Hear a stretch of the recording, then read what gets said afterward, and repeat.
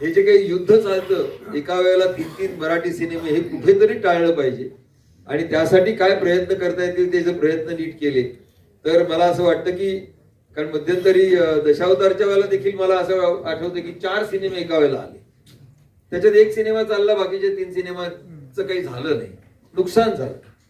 मी मध्यंतरी एक 10 वर्षाची आकडेवारी गोळा केली होती. आता त्या आकडेवारीला काही अर्थ नाही. 2005 पहिला सिनेमा आला नवरा माझा नवसाचा सचिन पेगावकरांचा, ते 2015 अशी संपूर्ण सिनेमाची यादी, त्यानंतर त्या संपूर्ण सिनेमावर झालेला खर्च आणि त्या सिनेमाला आलेलं बॉक्स ऑफिस आणि त्याचं नेट प्रॉफिट, त्या 10 वर्षात 2005 ते 2015 या 10 वर्षामध्ये 660 कोटी रुपये या सिनेमाच्या निर्मितीवर आणि मार्केटिंगवर खर्च झाले आणि प्रत्यक्षात 80% इंडस्ट्री ही नुकसानीत होती त्या दशकामध्ये. ही आपली हे वास्तव आहे.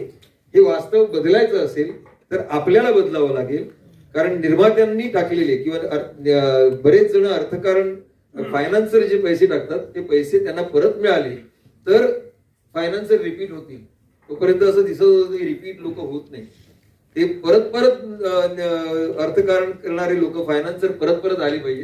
ही जबाबदारी घेऊन जर आपण काम केलं तर, आणि त्यातलं अमोलजींनी जे सांगितलंय की एका वेळेला फार स्पर्धा चित्रपटगृहांमध्ये नको, चित्रपटगृहांमध्ये सिनेमा यशस्वी झाला तरच ते चालतील.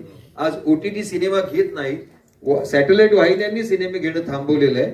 अत्यंत कठीण काळ मराठी समोर आहे आणि खर्च मात्र वाढत चाललेला आहे. ह्या सगळ्याचा कुठेतरी पुनर्विचार सर्वांनीच करण्याची वेळ आलेली आणि ते जर केलं नाही तर भवितव्य फार चांगलं नाहीये.